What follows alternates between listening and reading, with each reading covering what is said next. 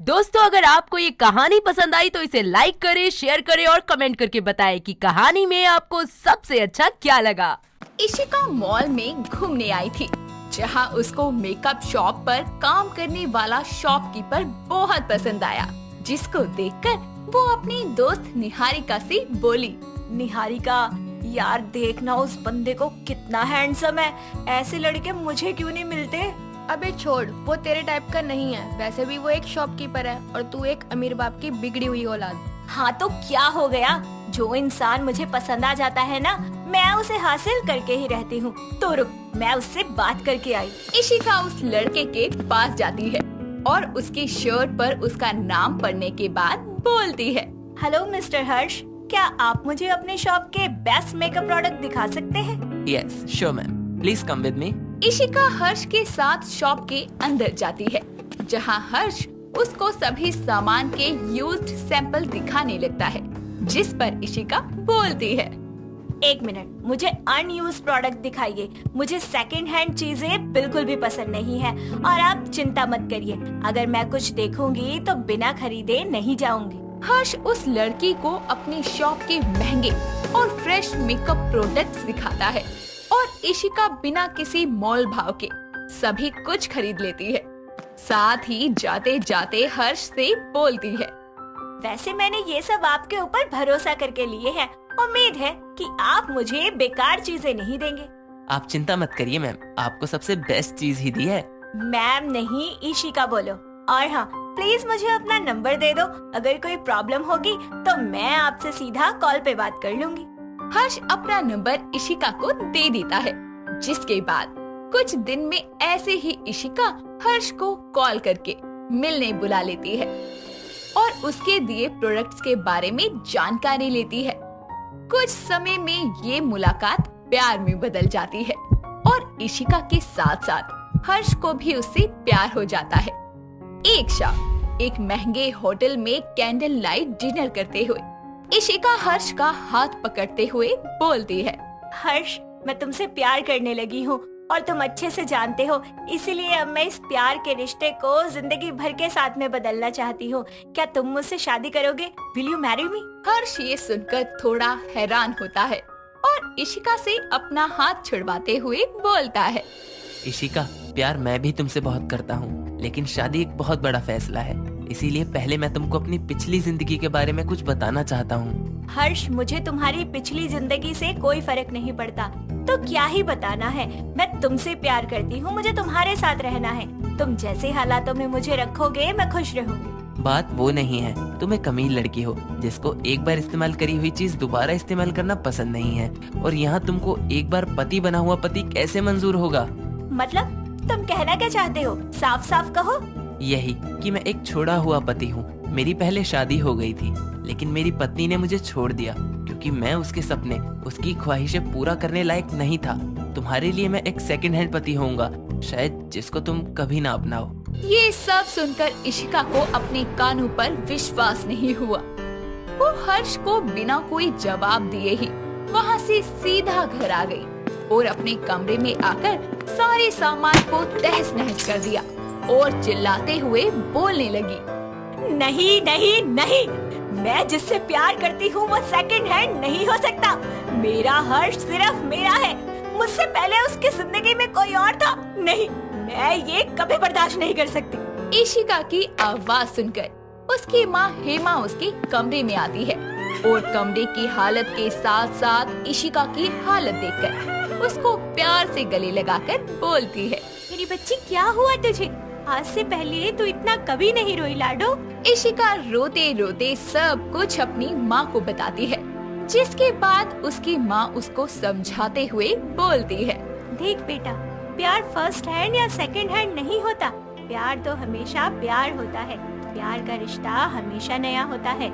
हर्ष तुमसे बहुत प्यार करता है, इसीलिए उसने तुम्हें सब कुछ सच सच बता दिया, ताकि सच जानने पर तुम उसे छोड़ कर ना चली जाओ। लेकिन माँ उसकी पहले से पत्नी है, उसकी जिंदगी में मुझसे पहले भी कोई और है। तो क्या तेरी जिंदगी में लड़के नहीं आए? क्या तू कभी किसी से नहीं मिली? भले ही तुझे किसी से प्यार ना हुआ हो, लेकिन तूने दोस्त तो बनाए थे ना।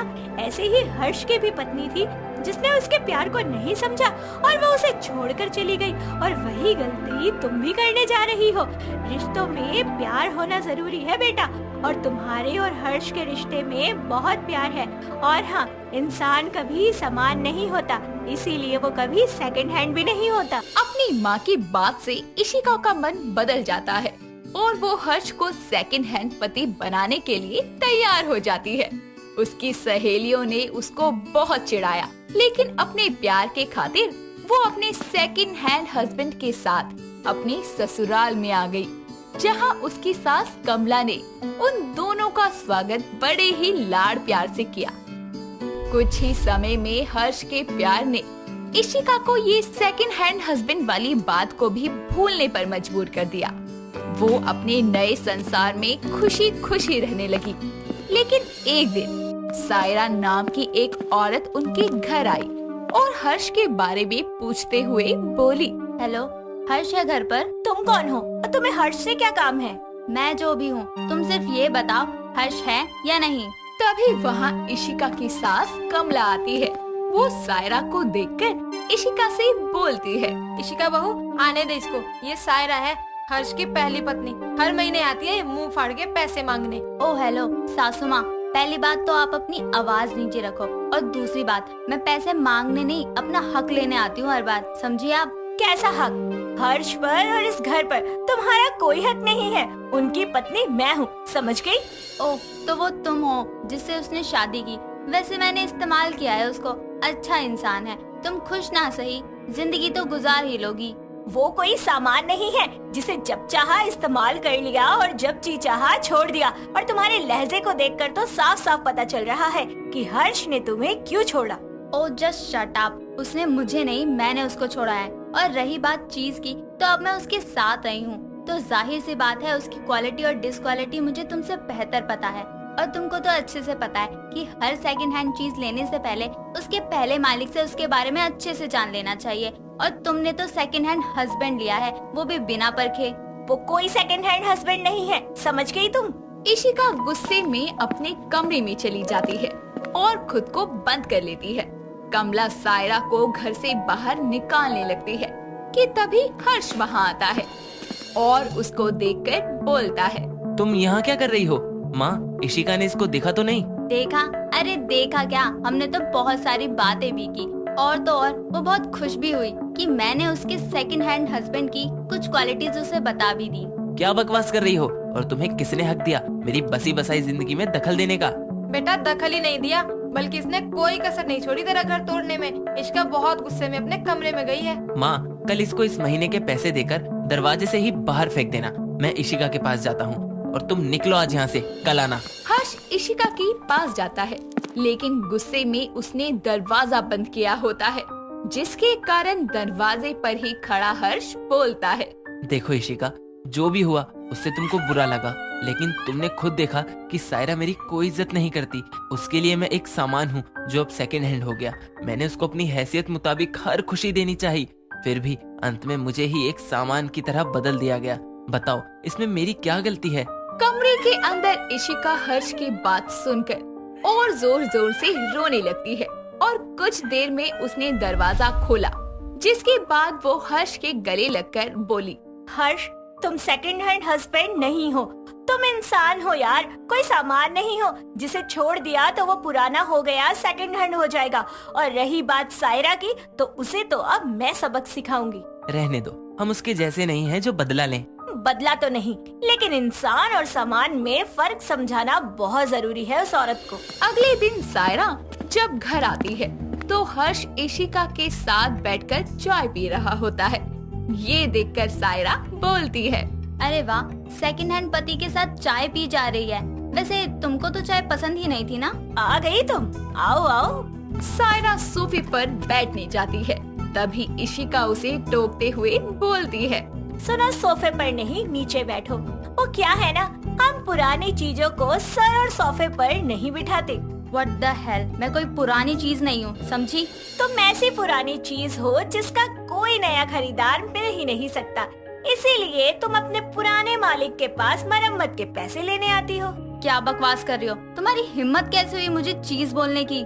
जैसे तुमने कल मेरे पति को बोला था ना, तो मुझे भी बुरा लगा, और आज जब मैंने तुम्हें कहा तो तुम्हारे तन बदन में आग लग गई। लेकिन क्या करें, तुम्हें यही भाषा समझ आती है तो फिर यही सही। तुम्हारे लिए लोग समान हैं तो फिर इसी भाषा में बात करेंगे ना। और हाँ, हर महीने यहाँ आकर पैसे लेना बंद करो अब तुम। इशिका सायरा के हाथों में नोटों की गड्डी पकड़ाते हुए बोलती है। ये लो तुम्हारी 1 साल की किश्तें, और अब मुझ पर रहम करके ना अपना ये पुराना और गंदा सा मुंह लेकर ना अगले साल दोबारा मत दिखाई देना। अब निकलो यहाँ से। तुम्हारे जाने के बाद घर की सफाई भी करनी है। वो क्या है ना, पुरानी चीजें घर से निकलती है ना तो बड़ी गंदगी फैल जाती है। सायरा गुस्से में वहाँ से चली जाती है, जिसके बाद वो कभी भी हर्ष की जिंदगी में वापस नहीं आती। साथ ही इशिका उसको भी ये अच्छे से समझा देती है कि इंसान कोई सामान नहीं जो उसको सेकंड हैंड बोला जाए, और उसका पति कोई सेकंड हैंड पति नहीं बल्कि एक अच्छा और जिम्मेदार पति है। सरला अपनी काम वाली कांता से थोड़ी परेशान थी। आए दिन वो बीमार होने पर छुट्टियां कर लिया करती, लेकिन काफी सालों से वो उनके घर में काम कर रही थी, इसीलिए वो उसको बिना बताए निकाल भी नहीं सकती थी।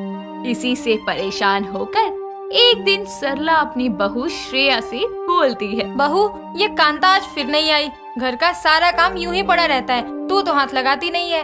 तो माँ जी, मैं इस घर की बहू हूँ। नौकरानी के ना आने पर बहू रानी से नौकरानी नहीं बन जाऊंगी। तो कम से कम नौकरानी का कुछ कर तो सकती है। मैंने सोचा कांता से एक बार बात कर लेते हैं, अगर वो नहीं आ पाएगी तो दूसरी काम वाली रख लेते हैं, क्यों बेचारी को बीमारी में परेशान करना। हाँ, यही करने वाली हूँ। मैंने सोच लिया है, अब कांता आंटी आएंगी तो उनसे बात करती हूँ, कुछ पैसे दे देंगे ताकि वो अपनी दवाइयाँ ले लें। दोनों सास बहू कांता के ना आने से परेशान थे कि तभी घर में खांसते हुए कांता आती है और अपनी दोनों मालकिनों को देखकर बोलती है। नमस्ते मालकिन, माफ करना मैं आ नहीं पाई कुछ दिन। माफ करना, ये क्या बात होती है कांता आंटी? अगर आपको कोई दिक्कत है तो घर बैठ जाओ, बोल दो हमें कि दूसरी काम वाली ढूंढ लो, कम से कम हम किसी और को तो रख लेंगे। अरे श्रेया मालकिन, किसी और को काम पे मत रखो, मेरी तबीयत खराब है इसीलिए मैं नहीं कर पाऊंगी, लेकिन मैं अपनी बेटी मिश्री को अपने साथ लाई है। जितने दिन मैं बीमार है मेरी बेटी काम करेगी, पर हाँ, आप किसी को काम पे मत रखना। अच्छा, तेरी बेटी कहाँ है वो, और काम वाम आता है उसको? लगभग कर ही लेती है, बाकी वो करते करते सीख जाएगी। आप चिंता मत करो, वो आपको शिकायत का कोई मौका नहीं देगी। मैं अभी बुलाती है। मिश्री, ओ मिश्री, अंदर आ। कांता अपनी बेटी मिश्री को अंदर बुलाती है, जो अब नई काम वाली बनकर सरला के घर में काम करेगी। कांता सब समझाकर वहाँ से चली जाती है और श्रेया अपनी नई काम वाली मिश्री से बोलती है। काम तो कर लोगी ना सारा, जो तुम्हारी माँ करती थी? हाँ मालकिन, मैं सब कर लूंगी। बताओ कहाँ से शुरू करना है? मैं बताती हूँ, पहले मेरे कमरे की सफाई कर और उसके बाद कपड़े धो दियो। 3-4 दिन के कपड़े हो गए हैं, ठीक है? ठीक है बड़ी मालकिन। कितनी चंट है सासू माँ, पहले अपना कमरा साफ करवा रही हैं ताकि आराम से पसर सके। मिश्री काम वाली की बेटी तो थी, लेकिन वो एक नंबर की कामचोर थी, इसीलिए काम की शुरुआत करते हुए वो सरला के कमरे में मौजूद कचरे को बेड के नीचे सरका देती है और हर चीज को बस ऊपर से कपड़ा मारने के बाद बाहर आकर बोलती है। मालकिन, हो गया कमरा साफ, अब कपड़े कहाँ धोने हैं? अरे वाह, तू तो बड़ी फास्ट है काम करने में। अब जा, बाथरूम में वॉशिंग मशीन रखी है, जाकर कपड़े धो दे। मुझे मशीन चलाने में और कपड़े धोने में बहुत ही आलस आता है, क्यों ना मैं कपड़े इन्हीं से धुलवाऊं? अरे क्या हुआ, जाकर कपड़े धो दे। कोई दिक्कत है क्या? कोई स्पेशल डिटर्जेंट चाहिए क्या? वो मालकिन, मुझे ना मशीन चलानी नहीं आती, क्योंकि हम गरीब हैं, कभी मशीन देखी ही नहीं, और माँ पहली बार हमको ऐसे काम करने के लिए भेजी, इसलिए मुझे ये सब नहीं आता। कांता ने तो कहा था कि तुझे सब काम आता है। खैर कोई नहीं, चल मेरे साथ, मैं बताती हूँ। श्रेया बाथरूम में ले जाकर मशीन दिखाती है, जिसके बाद वो उसमें पानी भरकर डिटर्जेंट डालने के बाद कपड़े डालते हुए सब कुछ एक एक करके मिश्री को समझाने के बाद बोलती है। देखा, ऐसे ही अब जब ये बटन अपना एक पूरा चक्कर पूरा कर लेगा तो मशीन से आवाज आएगी, तब इसको बंद करके कपड़े निकाल लियो साफ पानी में, समझ गई ना? लगता तो है मैं कर लूंगी। ठीक है, अब जल्दी करियो ये काम, और भी बहुत काम है घर में, सब जल्दी जल्दी करना है। श्रेया काम समझाकर चली जाती है, लेकिन मिश्री कामचोर बाथरूम में बैठे बैठे सो जाती है। और कुछ देर में जब मशीन का टाइम पूरा होने के बाद वो बजने लगती है, तो ये देखकर मिश्री बोलती है, अब पानी में हाथ डालना पड़ेगा। हे भगवान, कोई तरकीब लगाओ जिससे मैं इस काम से बच सकूं। हाँ, ऐसा करती हूँ। मिश्री मशीन से कपड़े निकालने लगती है तो जोर जोर से चिल्लाकर बोलती है, अरे मालकिन बचाओ, अरे बचाओ, मैं तो मर जाऊंगी, बचाओ मालकिन। उसकी आवाज सुनकर श्रेया और सरला भागे भागे उसके पास आते हैं और उसको अपने हाथ को पकड़ता देखकर बोलते हैं, अरे मिश्री क्या हुआ, ऐसे चिल्लाई क्यों? कोई चूहा वगैरह देख लिया क्या? नहीं बड़ी मालकिन, वो मुझे इस कपड़े धोने वाली मशीन से करंट लग गया। जैसे ही मैंने इसमें से कपड़े निकालने के लिए हाथ डाला, मुझे जोर से करंट लगा। बताओ, अभी तो मैं मर ही जाती। अरे ये नहीं हो सकता, नई मशीन है हमारी, और कांता को तो कभी नहीं लगा करंट, ना मुझे लगा। अब मालकिन मैं झूठ थोड़ी बोल रही हूँ, लगा है तभी चिल्लाई। रुक, मैं देखती हूँ। अरे नहीं नहीं, हाथ मत डालो, उसमें चिपक जाओगी। मिश्री के रोकने के बावजूद श्रेया उसमें हाथ डालती है और उसको कोई करंट नहीं लगता, जिसके बाद वो मिश्री से बोलती है, देखा, नहीं लगा करंट, तुझे वहम हो गया होगा, अब कर ले काम, निकाल ले कपड़े। नहीं नहीं मालकिन, मुझे डर लग रहा है, प्लीज ना, कोई और काम कर लेती हूँ मैं। अरे बहू, ऐसा कर, तू कपड़े धो ले और मिश्री जा खाना बना ले जब तक। ठीक है बहू, तू कर ले बेटा ये। मिश्री रसोई में निकल लेती है और सरला अपने कमरे में। उन दोनों के जाने के बाद श्रेया गुस्से में बोलती है, जब काम मुझे ही करना है तो इस काम वाली की क्या जरूरत है? बेचारी श्रेया को मिश्री की कामचोरी की वजह से इतने सारे कपड़े धोने पड़ते हैं और कुछ देर में वो अपना काम खत्म करके रसोई में मिश्री के पास आकर बोलती है, खाने में क्या बनाया है? मालकिन मैगी, बड़े बड़े घरों में तो यही सब खाते हैं, है ना? इसलिए मैंने यही बना दी, और मुझे कुछ बनाना भी नहीं आता। ये सुनकर बेचारी श्रेया की भूख ही मर जाती है और वो अपनी सास के पास जाकर बोलती है, आ जाओ सासू माँ, कामचोर काम वाली ने खाना बना दिया है। कामचोर क्यों बोल रही है उसको? क्या हुआ? 2 घंटे से इसने बस मैगी बनाई है, अब बताओ ये कामचोरी नहीं है? अरे कोई नहीं, सीख जाएगी, अभी नई नई है ना। कांता इतने सालों से काम कर रही थी हमारे घर, उसके लिए इसको ऐसे ही निकाल तो नहीं देंगे, वो भी बीमार है, यही एक सहारा है उसका। सरला की बात के कारण श्रेया मिश्री को कुछ नहीं कहती, बस अगली बार से सही खाना बनाने को बोल देती है। शाम को जब श्रेया का पति अमन घर आता है तो श्रेया मिश्री के साथ रसोई में होती है। तभी बाहर बैठा अमन बोलता है, श्रेया, जरा पानी देना, हल्का गुनगुना देना। अच्छा मिश्री, मैं तेरे साहब को पानी देकर आती हूँ, तू चाय का पतीला धोकर उसमें चाय चढ़ा दे। ठीक है मालकिन। श्रेया अमन को पानी देने जाती है, तभी पीछे से मिश्री चाय के गंदे पतीले को वॉश बेसिन के सामने लेकर खड़े होकर बोलती है, इस पतीले में अभी 2 घंटे पहले चाय बनी थी, तो इसको फिर से क्यों धोना? बननी तो इसमें दोबारा चाय ही है, तो इसी में चढ़ा देती हूँ। वैसे भी मुझे इतना काम करने में आलस आता है, आदत ही नहीं है मुझे इतना काम करने की। मिश्री उसी पतीले में चाय चढ़ाने जा ही रही होती है कि तभी श्रेया ये देख लेती है और चिल्लाते हुए बोलती है, मिश्री, हद होती है कामचोरी की भी। अरे तुझे पतीला धोकर चाय चढ़ाने को कहा था और तूने बिना धोए उसमें चाय चढ़ा दी। हमारी सेहत के साथ खिलवाड़ मैं बर्दाश्त नहीं करूंगी। अगर तुझे ऐसे ही काम चोरी करनी है ना तो चल निकल हमारे घर से। श्रेया के चिल्लाने की आवाज सुनकर सरला और अमन भी वहां आते हैं, जिसके बाद श्रेया सबको बताती है कि मिश्री ने क्या किया। ये सुनकर सरला बोलती है, मिश्री, ये तो सच में कामचोरी है। अरे दिन में भी तूने 2 घंटे लगा के सिर्फ मैगी बनाई। बच्चे नहीं है इस घर में जिनका पेट मैगी खाकर भर जाएगा, और अब ऐसे काम से बचने के लिए सेहत के साथ खिलवाड़। नहीं नहीं, वही तो माँ जी, आप खुद ही देखो, दिन में सारे कपड़े मैंने धोए, जबकि मैंने इसको अच्छे से बताया था कि मशीन कैसे चलती है, फिर भी इसने ड्रामे किए। क्या फायदा ऐसी कामचोर काम वाली का, जब सारा काम हमें ही करना पड़ेगा। बहू तेरी बात सही है। और मिश्री, मैंने अभी देखा तूने मेरे कमरे की भी साफ सफाई अच्छे से नहीं की है, सारा कचरा पलंग के नीचे सरका दिया। अरे ऐसे ही अपने घर में भी करती है क्या? नहीं मालकिन, मुझे माफ कर दो, गलती हो गई। अरे तो आपने नई काम वाली रखी ही क्यों? कांता आंटी कितना अच्छा काम करती थी, उनको ही बुला लो। ये उन्हीं की बेटी है, तबीयत खराब है उनकी, इसलिए इसको रखा है उनकी जगह। सुना तूने मिश्री, मेरे बेटे ने तेरी माँ की तारीफ की, क्योंकि उसने हमेशा मेहनत से अपना काम किया। उसको हमने कभी काम वाली बोला भी नहीं, क्योंकि उसने यहाँ काम अपना घर समझ के किया, और हमने भी उसको घर का सदस्य ही समझा। वरना उसके 3-4 दिन ना आने पर हम कोई और काम वाली रख लेते। इसलिए कम से कम अपनी माँ की बनाई इज्जत खराब मत कर। उसकी तबीयत खराब है तभी उसने तुझको भेजा, वरना वो कभी अपनी बेटी को काम करने नहीं भेजती। माफ कर दो बड़ी मालकिन, आप सही कह रही हो। माँ ने कभी मुझे कोई काम नहीं करने दिया, इसलिए मैं इतनी कामचोर हो गई। हमेशा ही उन्होंने मुझे पढ़ाई को बोला ताकि मुझे ये काम ना करना पड़े। वो तो माँ की तबीयत खराब थी, इसलिए उन्होंने मुझे भेजा। लेकिन अब से मैं आपसे वादा करती हूँ, मैं कोई काम चोरी नहीं करूँगी, ताकि मैं अपनी पढ़ाई का खर्चा और अपनी माँ की दवाई का खर्चा निकाल सकूँ।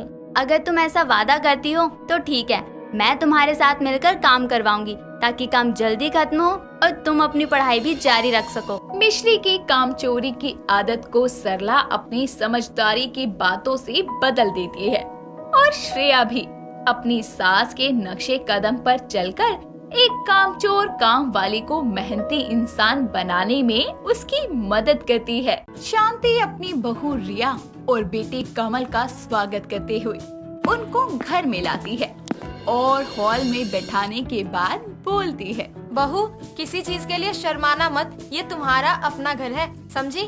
अपना घर मतलब जैसा मम्मी का घर है वैसा ही सासू माँ। हाँ हाँ, अब ये तुम्हारा अपना घर है, इसलिए यहाँ शर्माने की कोई जरूरत नहीं है। इसका मतलब मैं यहाँ वैसे ही रह सकती हूँ जैसे मैं अपनी मम्मी के घर पे रहती थी। अरे हाँ बाबा, बोला तो तुम्हारा घर है, जैसे रहना है रहो, जो करना है करो। रिया अपने बेढंग पने को दिखाते हुए सोफे पर बैठने की जगह पसर जाती है और सर का पल्लू भी हटा देती है। ये देखकर कमल बोलता है, अरे ये क्या कर रही हो? सभी मेहमान देख रहे हैं, तुम नई बहू हो इस घर की, ऐसे लेट क्यों गई? और सोफा बैठने के लिए होता है, लेटने के लिए नहीं। अरे अभी तो आपने कहा इसको अपना घर ही समझो, और मैं तो अपने घर में ऐसे ही पसरी रहती थी। कोई आए कोई जाए मुझे कोई फर्क नहीं पड़ता। अच्छा मुझे नींद आ रही है, मैं बहुत थक गई हूँ, तो प्लीज उठाना मत। अरे कमल आगे कुछ बोलता इससे पहले ही उसकी माँ उसे रोकते हुए बोलती है, कोई नहीं बेटा, सोने दे, अब वैसे भी मेहमान जाने ही वाले हैं। अरे माँ, ये क्या ढंग है? यहाँ सब उसके लिए इकट्ठे हुए हैं और ये है कि सो गई, वो भी ऐसे सबके सामने सोफे पर। ये कोई ढंग है क्या? इसके घर में ऐसे बेढंगे तरीके से रहते हैं क्या? अभी नई नई आई है, धीरे धीरे सारे तौर तरीके सीख जाएगी। शांति कमल को समझाकर बहू को कमरे में ले जाने को बोलती है, जिसके बाद कमल सोती हुई रिया को गोद में उठाकर उसे कमरे में ले जाकर सुला देता है। रिया सीधा शाम होने पर जागती है और अपने सारे गहने चूड़ियां उतारकर पजामे और टी शर्ट में सबके सामने आकर सर खुजाते हुए बोलती है, माँ जी मुझे भूख लगी है, जरा खाना दे दो। बहू पहले जरा फ्रेश हो जा, नहा ले, फिर खाना भी दे दूंगी। अब इतनी भी क्या फॉर्मेलिटी करना, मैं खुद ही खा लूंगी। रसोई कहाँ है, बस आप ये बता दो, मैं खुद ही डाल लूंगी। वो उस तरफ। रिया कान में खुजाती हुई रसोई में जाती है और अपनी प्लेट में खाना डालकर बाहर आती है, और टेबल पर बैठने की जगह वो नीचे बैठकर एक टांग खड़ी करके हाथ से खाना खाने लगती है। उसके बेढंग तरीके को देखकर शांति हैरान हो जाती है। तभी उनकी पड़ोसन रमा वहाँ आती है और नई नवेली बहू को ऐसे जमीन पर पसर कर खाना खाते देखकर शांति से बोलती है, अरे अरे शांति बहन, बहू की कोई जुड़वा बहन भी साथ आई है क्या? नहीं बहन जी, बहू की कोई जुड़वा बहन नहीं है। हाय हाय, तो ये क्या तुम्हारी बहू है? बताओ, नई नवेली बहू शर्म लिहाज छोड़कर कैसे बेढंगे तरीके से खाना खा रही है। ऐसा लग रहा है बेचारी को बरसों से खाना ना मिला हो। शांति बहन माफ करना, लेकिन बहू को तौर तरीके सिखाने की जरूरत है। अरे नहीं नहीं, बहुत संस्कारी और तौर तरीके वाली बहू है मेरी। वो तो उसको भूख लगी थी, लेकिन वो अरे बस बस शांति बहन, इतनी भी बातें मत बनाओ। साफ दिख रहा है आपको खुद कितनी शर्म आ रही है इसको देखकर। खैर, आपकी बहू है, आप अच्छे ढंग से सिखा ही दोगी। पड़ोसन 4 बातें सुनाकर वहाँ से चली जाती है और शांति का सर शर्म से झुक जाता है। लेकिन वो खाना खाने के बाद अपनी बहू को अच्छे से समझाती है कि एक बहू को ढंग से तौर तरीके से रहना चाहिए। पर कहते हैं ना, बचपन से लगी बुरी आदतें कभी भी आसानी से पीछा नहीं छोड़ती। ऐसा ही रिया के साथ था। बचपन से ही बेढंगे तरीके से उठना बैठना, खाना पीना और सभी तौर तरीके अजीब ढंग से करने की वजह से वो ऐसी बन गई थी। खैर, कुछ दिन बाद शांति के घर उसकी कनाडा वाली बहन मीरा और कृष्ण जीजा आते हैं नई बहू से मिलने, जिनका स्वागत करने के बाद शांति बोलती है, आओ आओ दीदी और जीजा जी, आप इंडिया आकर हमारे घर आए, इसके लिए आपका बहुत बहुत शुक्रिया। अरे हम तुमसे मिलने नहीं बल्कि नई बहू से मिलने आए हैं। जाओ उसे बुलाकर लाओ। हाँ हाँ दीदी, बुलाती हूँ।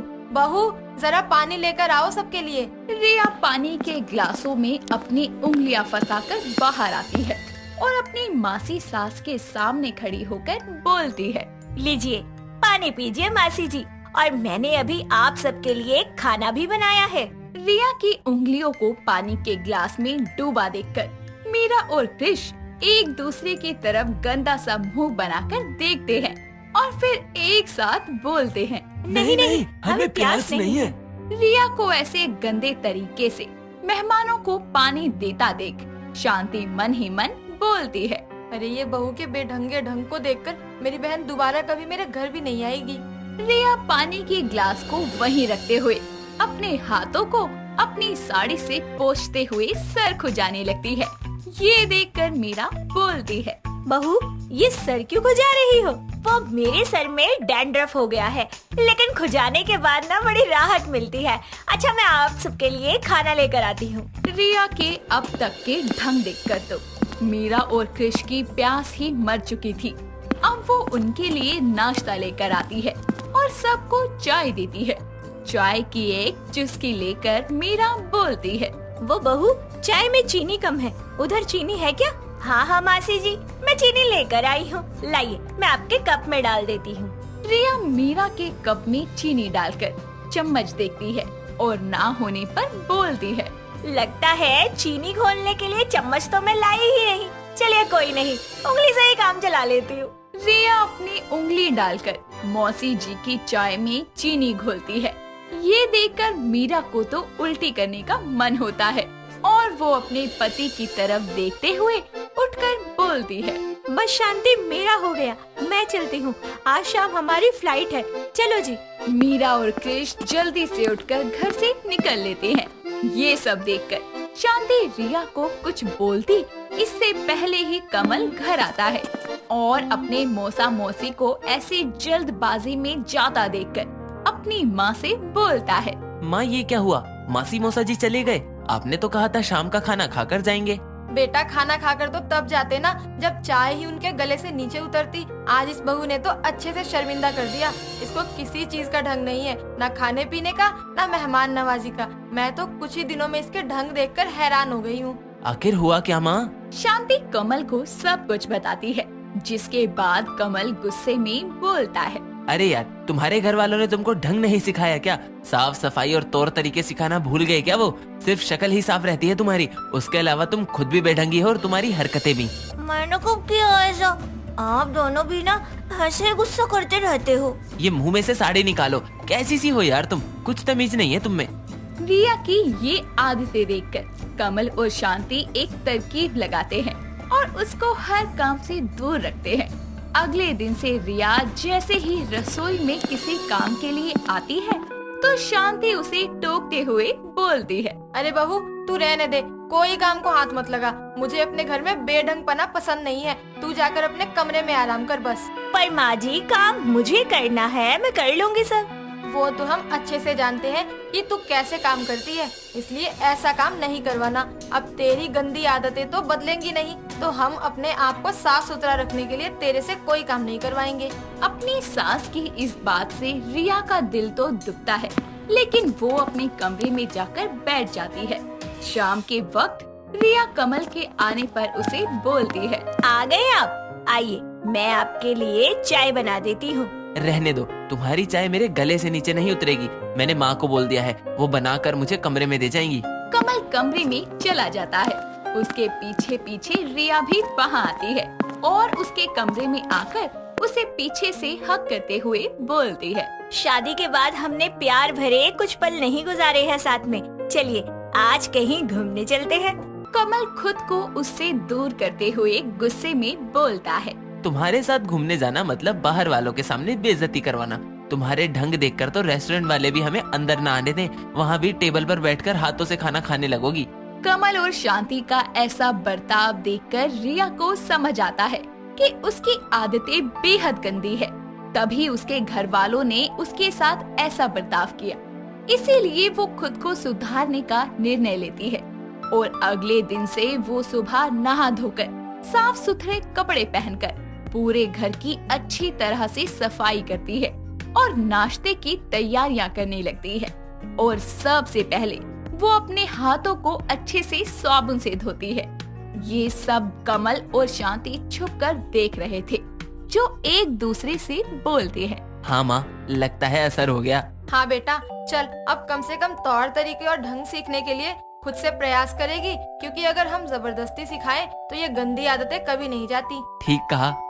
आखिरकार शांति और कमल अपने दिमाग से अपनी बेढंगी बहू रिया के ढंग को बदलने में कामयाब हो ही जाते हैं। और हमें जिंदगी जीने के लिए कुछ ढंग आने ही चाहिए, वरना मनुष्य श्रेणी को वापस से जानवर बनने से कोई नहीं रोक पाएगा। दोस्तों, अगर आपको ये कहानी पसंद आई तो इसे लाइक करें, शेयर करें और कमेंट करके बताएं कि कहानी में आपको सबसे अच्छा क्या लगा।